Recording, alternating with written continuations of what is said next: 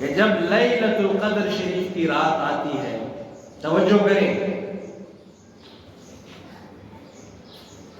لیلۃ القدر شریف کی رات جب آتی ہے تو اللہ جل جلالہ جبریل امین علیہ السلام کو حکم فرماتے ہیں کہ جتنے بھی فرشتے ہیں ان کو اکٹھا کریں،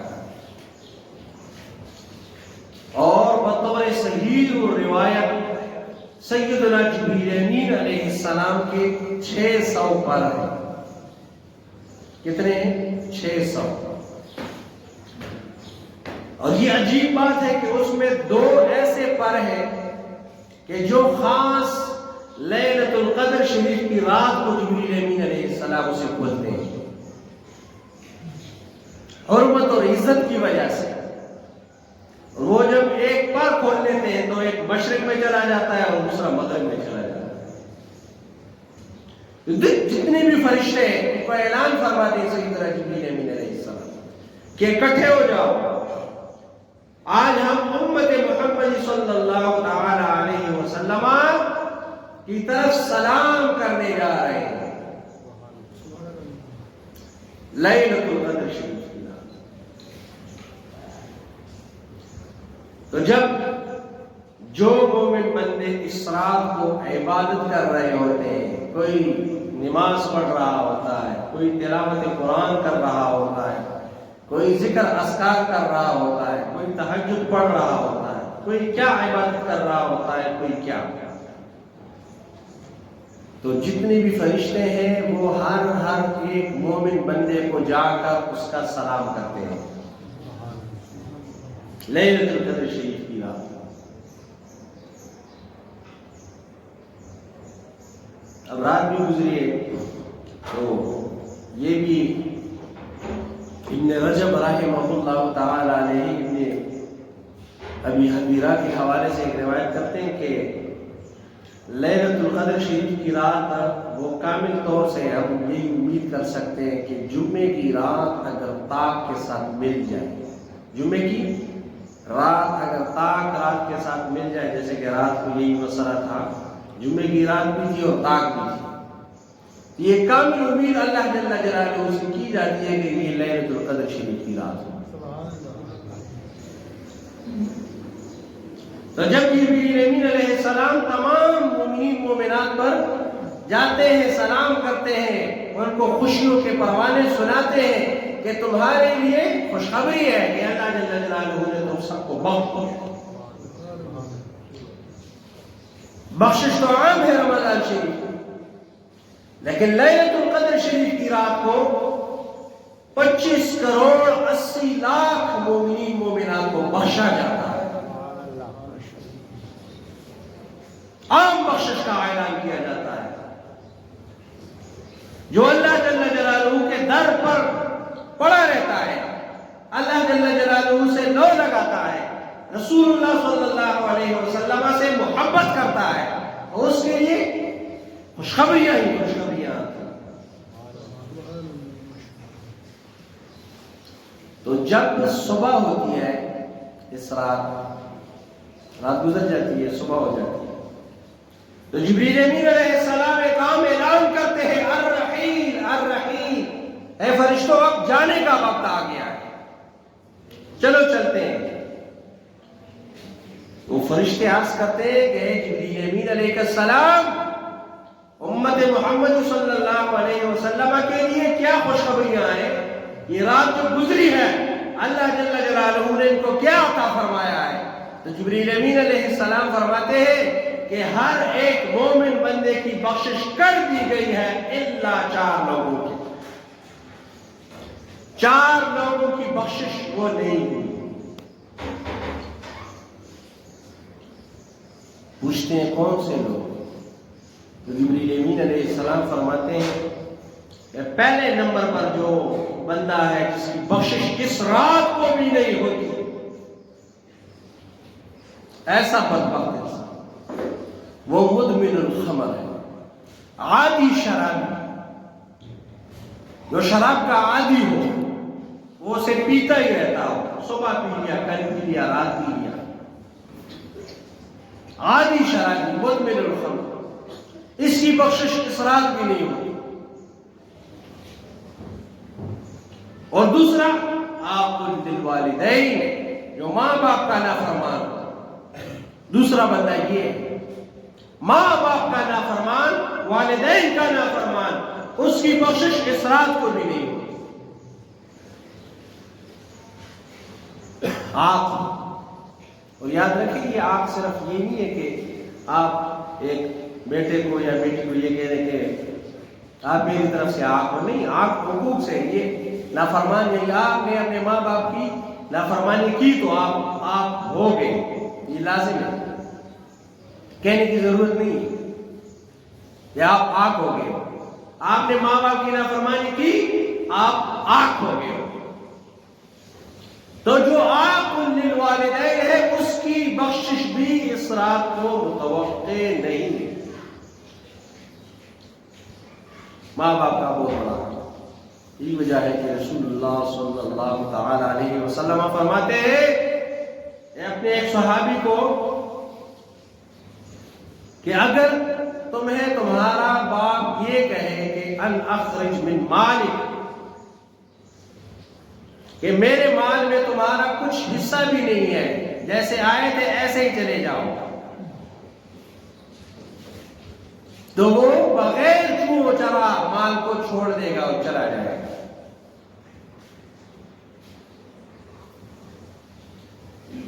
آج کل تو یہ سسٹم ایسے نہیں ہے، کیونکہ اگر ایک مالدار ماں باپ ہے وہ ایک بیٹے کو کہہ دیں جناب آپ کو آگ کر دیا ہے تو وہ بلوا ہو جاتا ہے۔ اگر ایک ماں باپ ایک بیٹے کو کہہ دیں جا تو میرا بیٹا ہی نہیں ہے، تو آگے سے بیٹا ہی یہ کہتا ہے کہ جا تو میرا باپ ہی نہیں ہے۔ ایسا ہی ہے۔ او بھائی، آپ کے اگر والد آپ کا یہ کہہ دے کہ تو میرا بیٹا نہیں ہے تو اس سے تو یہ نہیں ہو جاتا کہ آپ اس کے بیٹے ہی نہیں ہیں، نہیں، تم تو اس کے بیٹے ہو، اس کے بیٹے ہو، لیکن یہاں پر آپ نے صبر کا مظاہرہ کرنا ہے۔ کیا کرنا ہے؟ صبر کا مظاہرہ کرنا ہے۔ اور جو کچھ تمہیں حکم دے، یہاں تک علماء فرماتے ہیں کہ اگر تمہارے ماں باپ یہ کہہ دیں کہ تم اپنی چہیتی بیوی کو چھوڑ دو، وہ تمہارے لیے بہت ہی پیاری ہے، حور کی بمنزلہ ہے تمہارے لیے، لیکن تمہارے ماں باپ کہہ دیں اس بیوی کو طلاق دے دو، تو بغیر سوال و جواب تم نے اس کو طلاق دے دینی ہے، طلاق دے دینی ہے۔ یہ ماں باپ کی حرمت ہے۔ سیدنا ابراہیم خلیل اللہ علیہ السلام نے جب دشت و بیابان میں اپنے بیٹے اور اپنی بیوی کو چھوڑ دیا تھا، سیدنا اسماعیل علیہ السلام کو،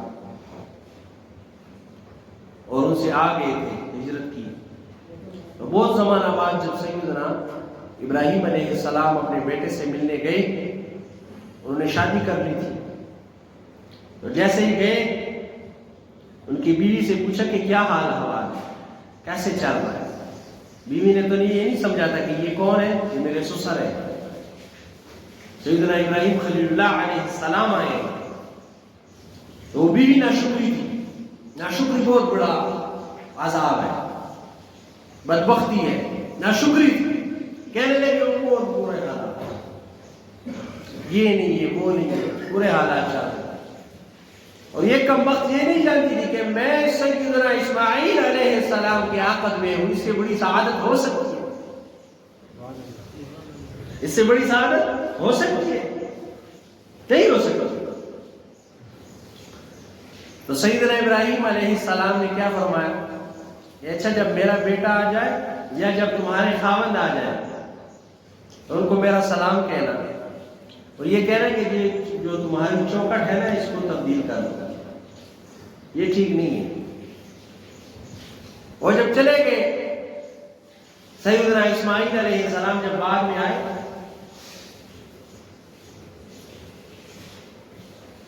تو ان کو خوشبو محسوس ہوئی۔ کیا محسوس ہوئی؟ خوشبو۔ خوشبو کیوں نہ ہو؟ سیدنا ابراہیم خلیل اللہ علیہ السلام علیہ نبینا علیہ الصلوۃ والسلام ایک جگہ آئے ہو وہاں پر خوشبو نہ ہو،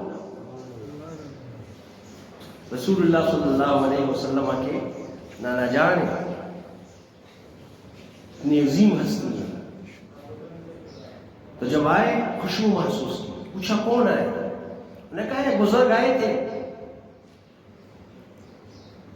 آپ پر سلام بھی بھیجا ہے, اور یہ کہا ہے کہ چوکٹ کے ٹھیک نہیں لگی, اس کو بدل دو. وہ تو بیوقوف تھی, وہ یہ نہیں سمجھ پائی کہ یہ کیا کہنا چاہ رہے. تو سیدنا اسماعیل علیہ السلام مبارک نے فرمایا ہاں چوکٹ تم ہی ہو,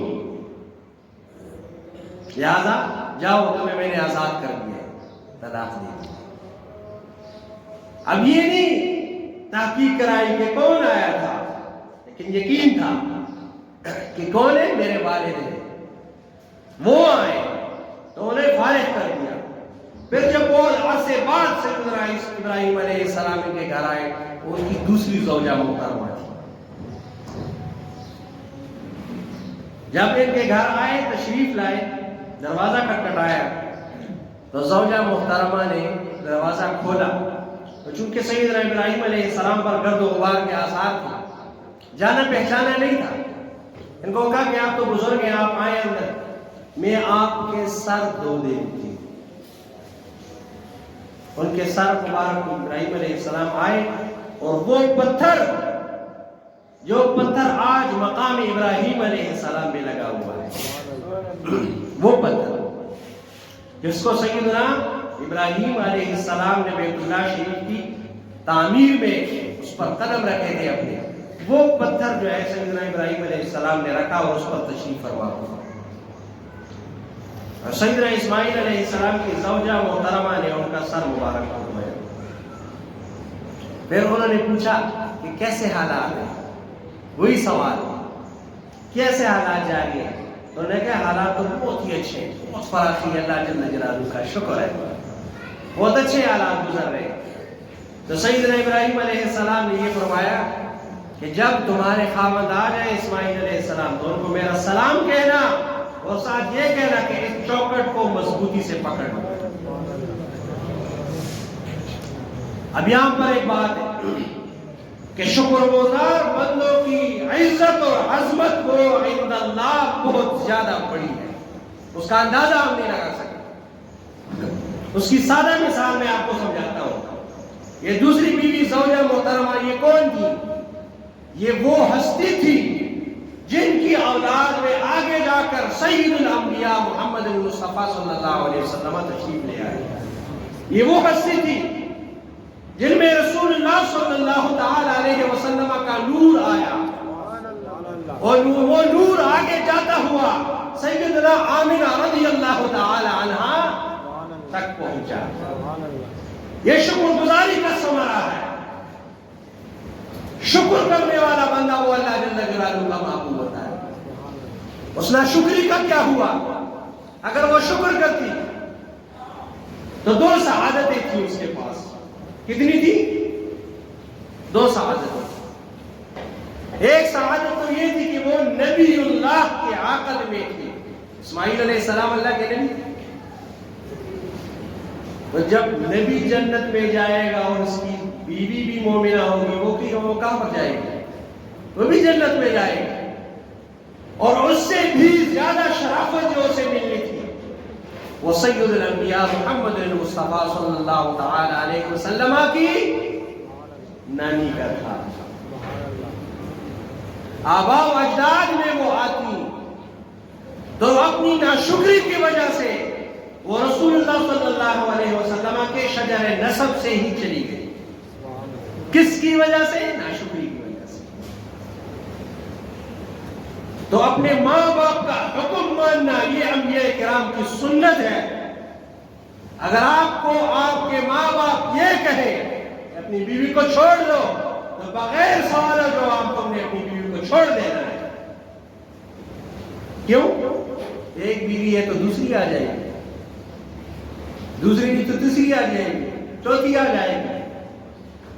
لیکن ماں باپ وہ دوبارہ آئیں گے. یہی وجہ ہے کہ سیدنا ابو بکر صدیق رضی اللہ تعالی عنہ کے بیٹے سیدنا عبد الرحمن رضی اللہ تعالی عنہ یہ تازہ شادی کی تھی. وہ بیوی ان کو بڑی پیاری تھی. سیدنا صدیق اکبر رضی اللہ تعالیٰ عنہ گھر تشریف لائے. جیسے ہی تشریف لائے تو کیا دیکھتے ہیں کہ سیدنا عبد الرحمن رضی اللہ تعالیٰ عنہ اپنی بیوی سے پیار اور محبت کی باتیں کر رہے ہیں. تو صدیق اکبر رضی اللہ تعالیٰ عنہ کو یہ کوئی اچھا نہیں لگا. اپنے بیٹے کو بلایا بعد میں، ان کو کہا کہ اپنی بیوی کو طلاق دو. کیا دے دو؟ طلاق دو. عبد الرحمن رضی اللہ تعالیٰ عنہ مبارک ان کو طلاق دے دی. سوال اٹھایا؟ سوال نہیں اٹھایا، طلاق دی. وقت گزر رہا ہے. صدیق اکبر رضی اللہ تعالیٰ عنہ ایک قبرستان پر گزر رہے. وہاں پر ایک بہت ہی بڑا کھڈا سا.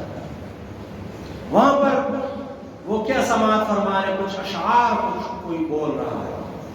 وہ اشعار بھی محبت کے اشعار.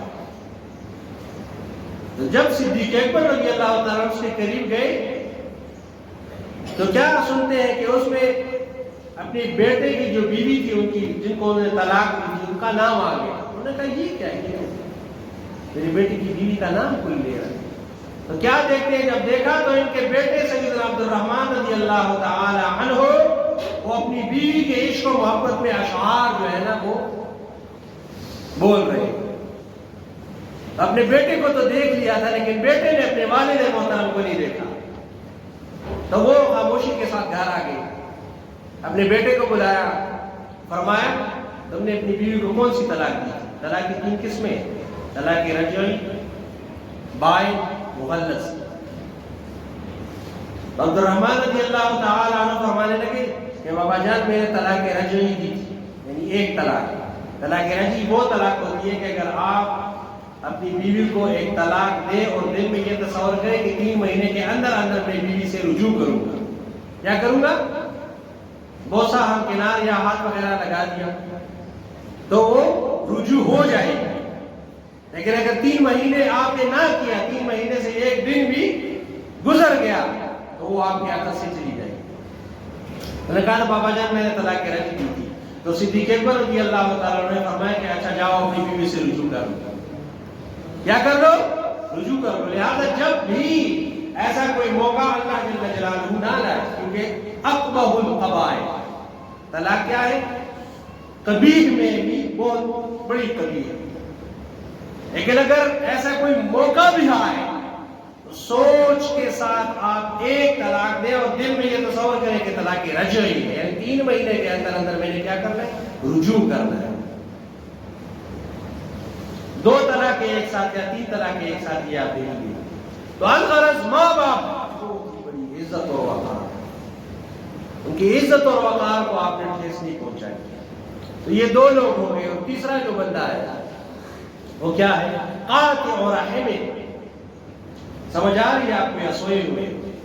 قاطع اور رحم، جس نے رشتہ داری کو چھوڑا ہے، خون کے رشتوں کو چھوڑا ہے.